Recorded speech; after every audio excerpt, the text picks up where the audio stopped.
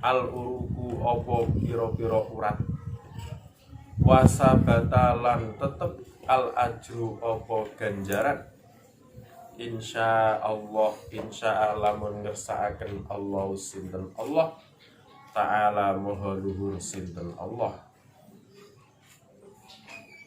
Wa sunnalan den sunataken ghuslun apa adus, wa sunnalan den sunataken ghuslun apa adus,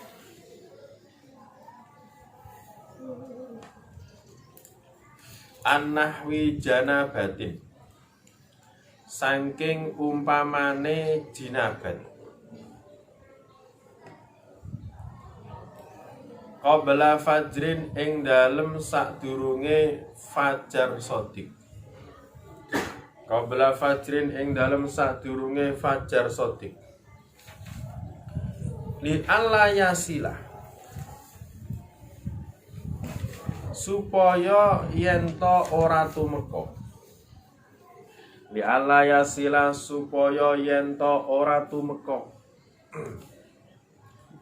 alma'u apa banyu, li alla yasila supaya yento ora tumeka alma'u apa banyu, ila batini nahwi udunihi maring jerone umpamane kupinge shaim, ila batini nahwi udunihi maring jerone umpamane kupinge shaim, au duburihi utawa dalan gurine shaim. Kala dawuh Syekhuna sapa guru ingsun, wa qadiyatuhu utawi patrapane, li alla yasila ilal alma ila akhirih, wa qadiyatuhu utawi patrapane,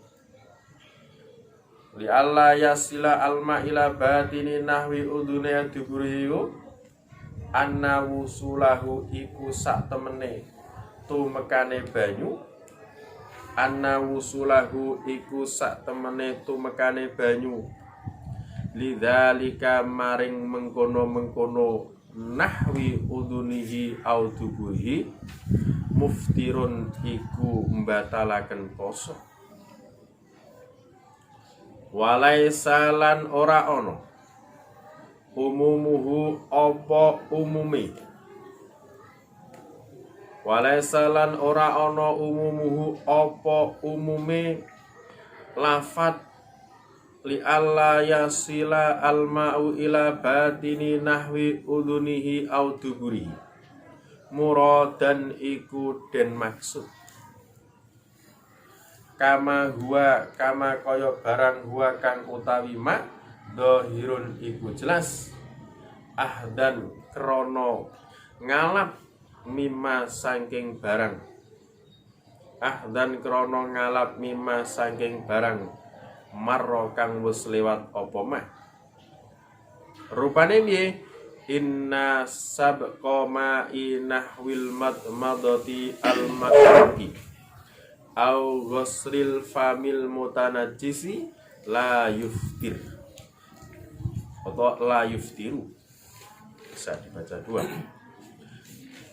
Inna sabqa ma'i nahwil madmadah sak temene oleh ndisi ini banyu umpamane kemu al-masru'i kang den perintahaken to kang den syariataken, au ghusril fami utawa mbasuh cangkem, al mutanajjisi kang kena najis, la yuftiru iku ora batal apa poso, li udhrihi krana udhure wong, li udhrihi krana udhure wong,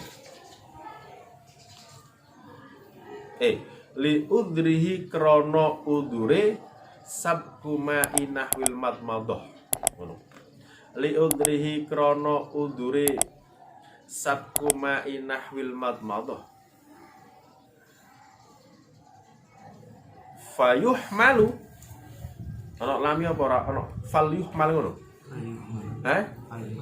ndak ana lami semuanya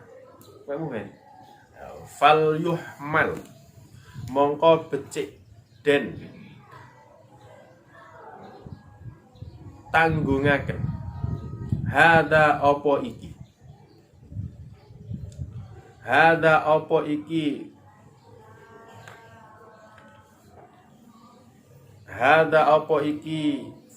li alla yasilal ma ila batin nahwi uduni au duburi iku ala mubalaghatin ing atase bangetaken manhiyen kang den larang anha apa mubalaghah fal yuhmal mongko becik den tanggungaken apa hada apa iki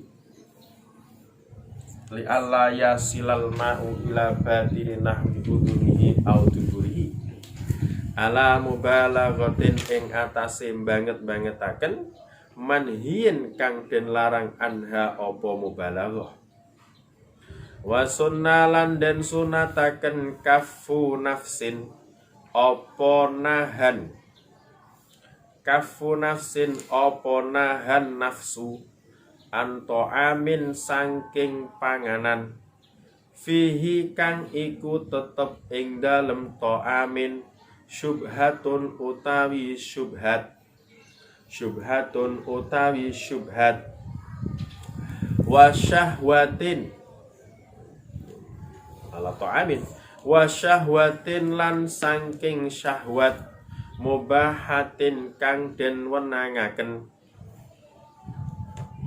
min masmuin saking perkara kang den rungu wa mubsarin lan perkara kang den tingali wa masitibin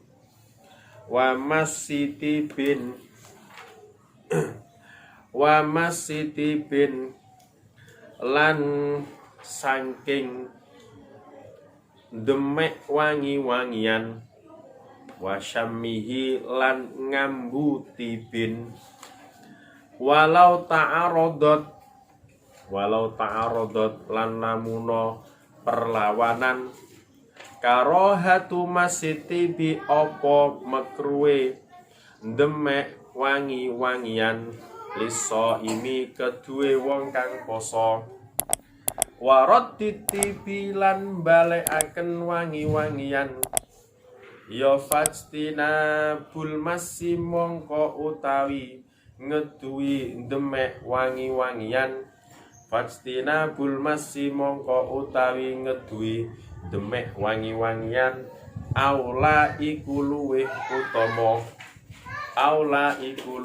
utama li anna karahatahu krana sak temene makruwe masutibin li anna karahatahu krana sak temene makruwe masutibin tuaddi iku nyebabaken apa karahatahu ila nuksonil ibadati maring kurangi ibadah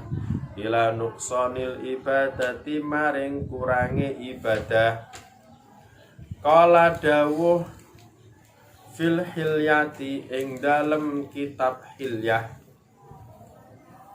sing dimaksud hilyah hilyatul auliya berarti sing ngarang itu adalah Abu Nu'aim al-Asfahani gurune Imam Ghazali saiki kitabe sing tren hilyatul auliya. Di situ diterangkan apa itu dikumpulkan sejarah para walinya Allah Subhanahu wa taala. Hilyatul auliya. Cerita-cerita wali yo nyimpuno wae. Hilyatul auliya. Kala dawuh sapa sahibul hilyah fil hilyati ing dalem kitab hilyah dawe ngene al aula utawi kang luwih utama lisaimi kedue wong kang poso tarkul iktihali iku ninggal celaan. Tarkul iktihali iku ninggal celaan.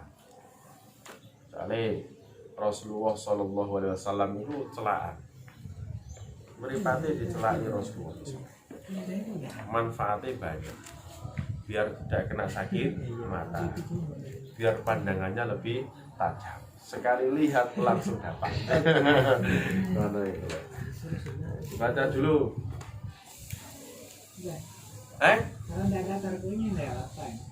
Apa? Aula lisaimi al-iktihal. Salah. Al-aula lisaimi tarkul iktihal. Iku ninggal celah. Nek ora ana tarkune lah al-aula lisaimi al-iktihal iku celahan.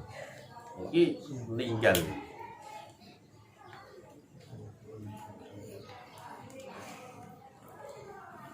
Salah, kalau nggak ada tarkunya berarti salah, kurang ya, kurang. Semuanya ada tarkunya. Kamu mau bet? Oh, biasanya sih cium, tapi paling larang mau bet. Baca dulu, bet.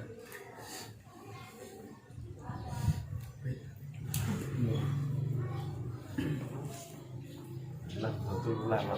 Bismillahirrahmanirrahim. Masih menjelaskan tentang hal-hal yang disunahkan bagi orang yang berpuasa. Kalau kita sedang berbuka puasa atau mau berbuka puasa, kita disunahkan membaca Allahumma lakasumtu wa ala rizkika aftartu. Sunnah kita baca. Jangan langsung makan, dibaca dulu. Ini doa dari Rasulullah Shallallahu Alaihi Wasallam. Doanya singkat tapi artinya dalam. Allahumma lakasumtu, ya Allah, hanya kepadamu saya puasa, bukan karena orang lain, bukan untuk orang lain. Nah, ingat-ingat, doanya singkat tapi artinya luar biasa. Kali Rasulullah khawatir kalau orang puasa pengennya kebal. Ono ora? Oh, ada. Orang puasa pengennya kebal. Berarti bukan lillah, bukan untuk Allah Subhanahu wa taala. Ada orang pengen puasa biar mudah dapat jodoh Senin Kemis. Ono ono. Berarti lilahnya kurang. Paham ya? Lilahnya kurang. Ada orang puasa pengen biar hafalannya cepet. Ono. Berarti lilahnya kurang.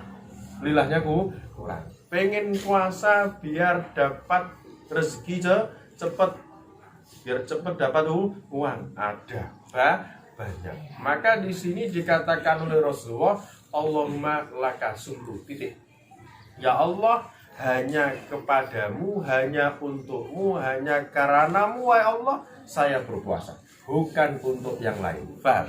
Soalnya kalau kita puasa untuk Allah, hanya mencari ridho Allah, maka semuanya pasti akan dipenuhi oleh Allah kebutuhan kita. Soalnya kalau Allah sudah ridho kepada kita, wes nggak usah minta, langsung dikasih oleh Allah Subhanahu wa taala. Makanya yang kita cari adalah ridhonya Allah. Wa ridwanullahi akbar. Ridhonya Allah lebih besar dibandingkan kebutuhan-kebutuhan yang lain. Makanya ketika kita menjalankan ibadah, diantaranya puasa, harus betul-betul lillah, karena Allah, untuk Allah, bukan pengen yang lainnya. Insya Allah semua kebutuhan kita akan dipenuhi oleh Allah Subhanahu wa ta'ala. Paham ya? Jadi lafadznya sedikit tapi artinya banyak. Makanya Rasulullah SAW itu adalah mendapatkan gelar Jami'ul Kalim. Itu Rasulullah. Kalamnya sedikit tapi bisa mengumpulkan semuanya apa yang dibutuhkan oleh umat Nabi Muhammad SAW. Itu hadis Rasulullah itu jamiul kalam. Al-Quran juga jami. Itu Al-Quran. Lafaz sedikit artinya banyak. Makanya nek ndonga itu sebaiknya diambil dari Al-Quran dan Sunnah Nabi Muhammad. Doa dari Al-Quran dan Sunnah Nabi Muhammad. Dan doa gawe dia tambah bulat, bulat tambah ndak karuan. Makanya ada doa sapu jagat itu diwaca Rabbana atina fid dunya hasanah wa fil akhirati hasanah wa qina adzabannar. Lafate sedikit tapi mengumpulkan semua kebutuhan yang diinginkan oleh hamba Allah SWT. Rabbana do Allah ati mugi paring sinten panjenengan na ing kita fid dunya ing dalem donya hasanah kebaikan. Ya Allah, semoga panjenengan memberi kebaikan kepada kami di dunia ini. Jenenge kebaikan akeh. Duit akeh ku ya baik. Ora ditinggal pacar ku ya baik. Iku ya baik. Yo akeh. Jenenge baik akeh. Makanya iku jenenge doa sing jamin. Makanya sampai diberi judul doa sapu jagat. Terus saponi kabeh sak jagat ngumpul dari sitok ngono lho. Makanya dibahas doa Rabbana atina do sampai ketinggalan setelah sholat. Do sampai ketinggalan. Harus diakhiri dengan Rabbana atina fid dunya hasanah wa fil akhirati hasanah wa qina adzabannar. Entek wisan. Di dunia baik, di akhirat baik. Dan dijauhkan dari api neraka. Titik. Mau minta apa lagi? Mau minta apa lagi? Coba bayangkan. Isinya dalam ayat itu sudah penuh, sudah tidak bisa diganggu gugat. Artinya apa? Semuanya kebaikan sudah ada di dalam doa itu. Terus kamu mau minta apa lagi? Mau minta apa lagi? Makanya apa itu kalau kita berdoa itu sebaiknya mengambil doa dari Al-Quran dan hadis. Nah, bagaimana dengan doa yang dikarang, yang digubah oleh para kekasih Allah, oleh para ulama? Ya enggak apa-apa, tidak masalah. Tapi ora doa telung lepir diwaca kabeh. Doa telung lepir diwaca kabeh. Apa meneh nek wae undangan doa saiki ae. Wong wis sara-sara sing kepengin mangan. Sedikit tapi bisa mengumpulkan semuanya kebutuhan. Seperti Allah malaka sumru, sedikit lafadznya tapi artinya banyak. Maka sunnah kita baca ketika kita akibal fitri, ketika kita akan wa ala rizqika aftartu, entek wis. Dan atas rezekimu ya Allah saya berbuka. Bukan dari rezeki siapa-siapa, tidak. Tidak, rezeki itu dari Allah, bukan dari siapa. Makanya Imam Ibnu Athaillah Askandariyah beliau mengatakan pemberian dari makhluk itu al-man'u, wal man'u minal makhluk itu al-atok. Kata Imam Ibnu Athaillah Askandariyah, kalau kamu diberi makhluk itu malah bisa menjadi kamu terhalang kepada Allah Subhanahu wa taala. Soalnya apa? Misalkan ada orang ngasih kamu duit 10 juta, kamu terima kasihnya kepada alhamdulillah ya diberi ini, Allah lupa. Nah itu makanya Imam Bota Askandariyah beliau mengatakan al-ato minal makhluk al-man'u wal man'u minal khaliq al-ato. Ya itu. Jadi kalau kita tidak diberi rezeki oleh Allah, itu sebetulnya tambah diberi. Kenapa? Karena kita malah menadah tangan kita kepada Allah Subhanahu wa taala. Kalau diberi makhluk itu sebetulnya enggak baik. Kenapa? Karena kita tambah akan menjadi lupa kepada Allah Subhanahu wa taala. Maka di sini katakan wa ala rizqika aftartu. Hanya kepada rizkimu ya Allah saya berbuka puasa. Bukan kepada yang lain. Semuanya adalah dari Allah Subhanahu wa taala. Ini doa singkat tapi artinya sangat hebat sekali. Makanya sunnah kita baca ketika kita sedang berpuasa. Allahumma laka sumtu wa ala rizqa aftartu. Titik. Dua kalimat.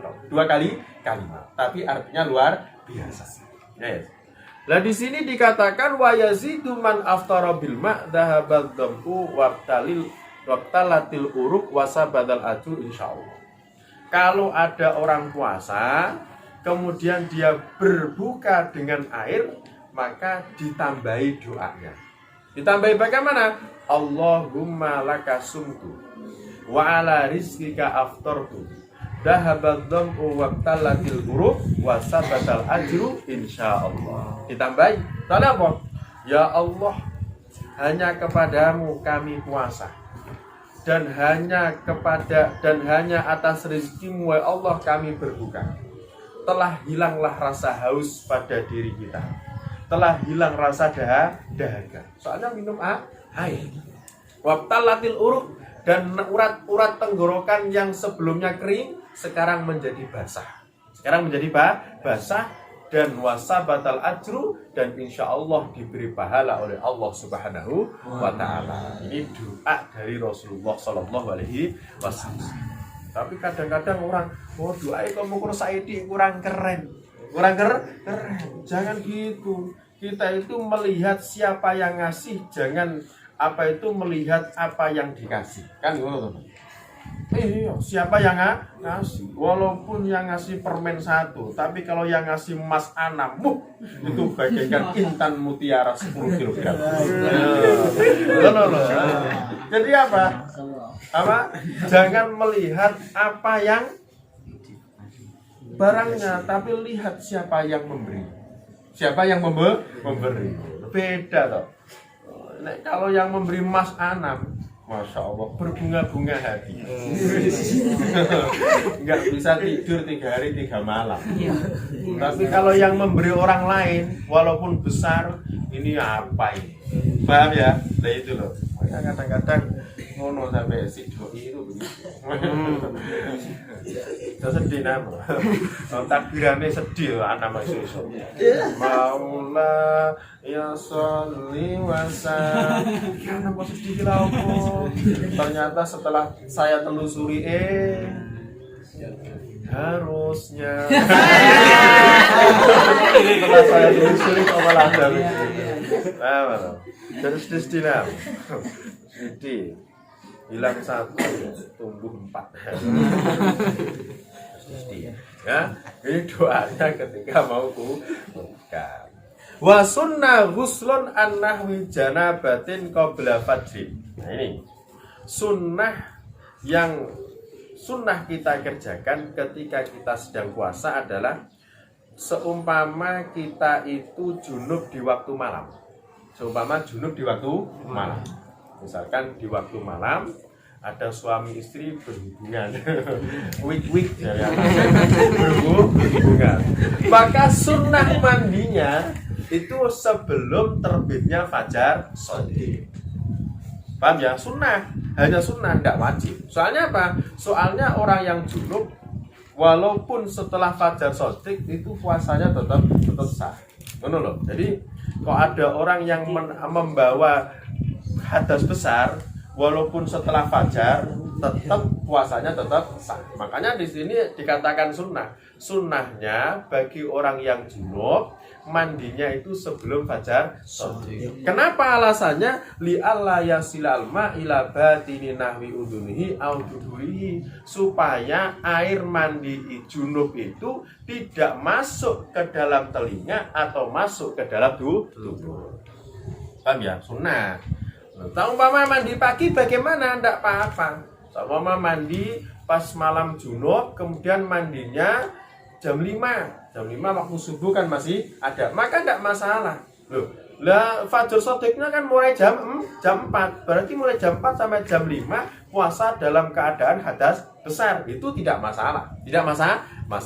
Dan kalau mandi jam 5 terus ada air yang masuk ke telinga, maka hukumnya bagaimana? Tidak batal. Soalnya mandinya itu diperintahkan dalam syariat. Makanya di sini dikatakan sunnah. Sunnah mandi junub bagi orang yang puasa sebelum terbitnya fajar shadiq. Alasannya supaya air mandi junub tidak masuk ke telinga atau masuk ke jalan belakang orang yang puasa tadi. Paham ya?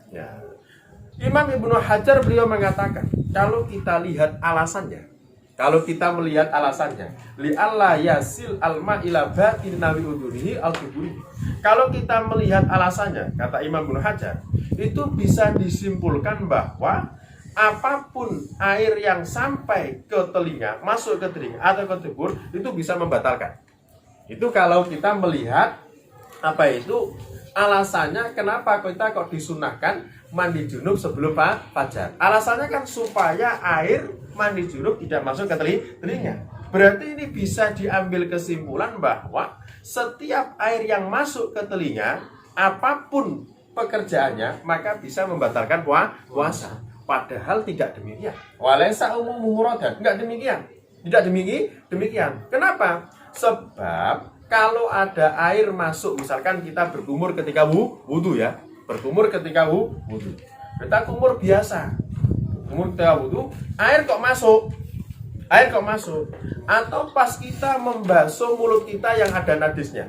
Misalkan kita puasa, gusinya berdarah, harus berkumur.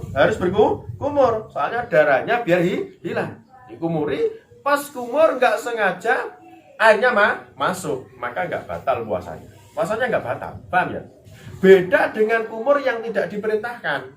Kumur yang tidak diperintahkan berarti kumur ketika wudhu yang keempat. Sunnahnya kan 3 kali kumur, paham ya? Diperintahkan kumur ketika wudhu itu 3 kali.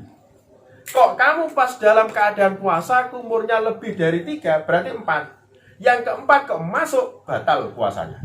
Puasanya batal. Itu kalau kumurnya keempat. Kalau kumurnya ke 1, 2, 3, maka tidak batal. Kenapa? Karena 1, 2, 3 itu masih disyariatkan ketika kita wudhu. Paham ya? Ini bedanya demikian. Apa? Sama, berkumur ketika menghilangkan darah yang ada di gusi kita. Kok airnya masuk? Maka enggak batal. Tapi kalau enggak ada apa-apa kita kumur, biarkan, misalkan biar baunya enggak terlalu busuk, kumur. Kok air masuk, batal puasanya. Puasanya batal. Nah, ini perbedaan antara kumur yang masruk dan kumur yang tidak masruk. Kalau kumur itu diperintahkan, air masuk, maka tidak batal. Selama kumurnya tidak mubalaghah. Tapi kalau kumurnya mubalaghah, walaupun masruk, batal puasanya. Misalkan kamu wudu, kumur yang pertama, kemudian sampai gor-gor. Apa itu? Digor-gor di tenggorokan. Masuk airnya batal. Walaupun itu kumur yang pertama. Paham ya? Bisa dipahami ya? Alhamdulillah. Konsentrasi. Yes. Jadi kalau mubalaghah walaupun masruk maka batal. Tapi kalau tidak mubalaghah dan kumurnya itu masruk maka tidak batal. Paham? Wa sunnah kafu nafsin an ta'amin fihi subha. Sunnah berikutnya ketika kita puasa harus bisa menahan diri dari makanan yang mana makanan itu masih subha, belum jelas kehalalannya dan keharamannya. Paham? Dari yang apa itu subha saja kita disunnahkan untuk menahan diri. Artinya jangan sampai kita makan yang ada subahnya. Apalagi yang haram, yang subah saja kita sunnah menahan diri. Apalagi yang haram. Soalnya puasa itu adalah ibadah.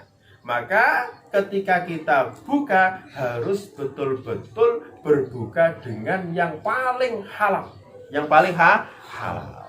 Halal apa? Katanya ulama sekarang yang paling halal ada satu. Makanan yang paling halal itu cuma ada satu sekarang. Apa? Ketika ada air, ketika ada hujan, kamu keluar rumah, kemudian mulutmu ke atas, minum, itu halal nomor 1. Tidak ada meneh liyane itu sing halal. Karena kamu masak itu wis kalau dilihat subah. Masak misalkan masak nasi. Saya masak nasi. Ini apa itu pancinya itu dari mana? Siapa yang membuat? Orang Cina apa tidak? Oh, tambah apa itu diteliti nggak ada yang tidak subha. Makanya yang halal kata para ulama itu cuma satu sekarang. Masih ada satu. Ketika ada air hujan turun, kamu keluar, kemudian mulutmu kamu tenadakan ke atas, insya Allah halal. Halal. Tapi nek ono air hujan, pas air hujan kamu tadai pakai timba, itu ya masalah lagi. Soalnya apa? Timbone teko ndi. Nah itu. Nek kepengin halal cuma air hujan, kemudian kamu langsung minum pakai mulut, insya Allah halal. Insya Allah halal pasti halal. Nah itu pasti halal. Nah itu. Nah ini ketika kita puasa harus menahan diri dari makanan yang ada subhannya. Apalagi sing haram. Nek saiki wis sing penting ora haram temenan ngono wae. Ora apa-apa. Sing penting ora haram temenan. Sing penting kita nggak tahu dengan mata sendiri betul-betul haram. Maka nggak apa-apa kita makan. Soalnya kalau kita meneliti semuanya ada subhannya. Kalau kita teliti semuanya ada subhannya. Yang penting nggak haram dengan nyata, maka dimakan ya tidak masalah. Wa syahwatin mubahah. Ketika kita puasa, sunnah menahan diri dari keinginan yang dibolehkan. Keinginan yang dibolehkan. Contohnya masmu mendengarkan sesuatu yang dibolehkan. Kayak apa contohnya? Kayaknya apa itu mendengarkan sesuatu yang dibolehkan. Kayak nyanyian religi itu kan boleh. Menurut Dr. Yusuf Al-Qaradawi, nyanyian lagu-lagu itu yang religi boleh. Andai ku tahu. Nah itu enggak apa-apa. Kapan tiba ajalku. Nah, itu enggak masalah. Soalnya itu religi. Tidak masalah. Tapi nek wis nyanyian yang tidak religi haram. Yang bisa membangkitkan syahwat maka haram hukumnya. Cinta satu malam. Cinta satu malam. Maka haram didengarkan. Tidak boleh. Tapi kalau religi maka tidak masalah. Kenapa? Karena itu adalah rohah, kata Dr. Sukordowi. Orang itu butuh istirahat. Butuh apa itu namanya? Apa tuh? Butuh istirahat, butuh nyantai, refreshing, yang butuh refreshing. Nah itu, makanya boleh. Yang penting religi cuma. Nah, walaupun itu boleh, maka syahwah mubahah harus nafsu apa itu harus ditahan. Soalnya kita dalam keadaan puasa. Lebih baik kita gunakan untuk membaca Al-Quran, baca hadis, baca kitab fikih dan lain sebagainya. Wa mubsarin, dan melihat sesuatu yang boleh. Apa itu keinginan yang dibolehkan? Kayak melihat apa? Ya melihat TV. Melihat TV sing ora porno. Nah, melihat TV porno ya tidak boleh. Boleh. Sing tidak porno kayak apa itu acara-acara sing bisa membangkitkan kita taat kepada Allah Subhanahu wa taala. Boleh. Cuma jangan apa itu ketika puasa harus ditahan. Lebih baik digunakan untuk ibadah, baca Al-Quran dan lain sebagainya. Wa masitibin, sunnahnya jangan kita memegang minyak wangi. Itu kalau puasa. Dan jangan sampai diambu, minyak wangi diambu. Nah, itu kan bisa baunya kan bisa masuk. Nah itu yang apa itu tidak apa-apa sih, tidak masalah. Cuma sunnahnya ditahan. Yes. Walau ta'arodot ya, kalau ada pertentangan memegang minyak wangi itu hukumnya kan makruh bagi shaim, ya kan? Kemudian sama menolak ketika dikasih minyak wangi. Soalnya di dalam hadis Rasulullah SAW itu diterangkan bahwasanya kalau kamu dikasih minyak wangi jangan ditolak.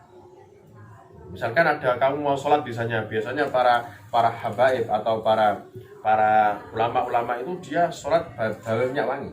Kemudian biasanya di apa itu botolnya itu dikasihkan itu. Jangan ditolak. Itu hadis Rasulullah SAW. Nah ini dalam keadaan puasa. Menyentuh minyak wangi makruh hukumnya. Menolak ketika diberi minyak wangi tidak boleh. Boleh. Berarti kan bertentangan. Menyentuh hukumnya makruh, menolak hukumnya tidak boleh. Berarti kalau kita menolak berarti makruh. Tapi kalau kita mengambil berarti menyentuh. Kan makruh. Kalau ta'arodot bagaimana? Yang didahulukan fajtinabul massi aula. Maka tidak usah menyentuh. Tidak usah menyentuh.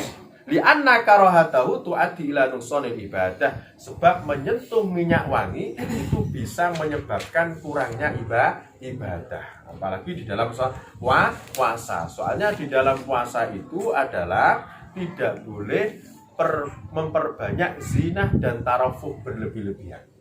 Berlebih-lebihan. Makanya apa itu sunnahnya kita menahan menyentuh minyak wangi ketika dalam keadaan puasa. Dan Imam Abu Nu'aim Al-Asfahani di dalam kitab Hilyatul Auliya beliau mengatakan al-awla lis-shaim tarkul iktihal. Yang lebih baik bagi orang yang puasa meninggalkan celaan. Tidak usah pakai celah. Celah itu kan hukumnya sunnah. Rasulullah pasti pakai celah. Tapi dalam keadaan puasa kita nggak boleh. Sebaiknya jangan. Ya kenapa? Ya itu tadi. Karena puasa itu adalah latihan meninggalkan tarofuh. Latihan meninggalkan tazayyun. Nah, jadi tidak boleh berhias, tidak boleh tarofuh. Berlebih-lebihan. Kalau berarti kan berhias itu dalam keadaan puasa. Makanya sampai ada sebagian ulama mengatakan bahwasanya as-siwak lis-shaim ba'da zawal makruh. Siwakan setelah zawal bagi orang puasa adalah makruh. Kenapa? Karena menghilangkan bau tidak sedap. Padahal la khalufu fami shaimi atyabu indallahi minal miskin. Jadi bau busuknya mulut orang puasa menurut Allah itu lebih harum daripada minyak misik. Itu. Makanya apa? Kita disuruh untuk meninggalkan tazayyun. Itu minyak wangi, maka sunnahnya jangan. Dan lain sebagainya. Wallahu a'lam bishawab. Rabbana anfa'na bima 'allamtana rabbi 'allimna yanfa'una rabbi faqihna wa faqihna wa qarabati lana fi dinina rabbana anfa'na bima 'allamtana rabbi 'allimna yanfa'una rabbi faqihna wa faqihna wa qarabati lana fi dinina rabbana anfa'na bima 'allamtana rabbi 'allimna yanfa'una rabbi faqihna wa faqihna wa qarabati lana fi dinina. Subhanakallahumma wa bihamdik asyhadu an la ilaha illa anta nastaghfiruka wa natubu ilaik.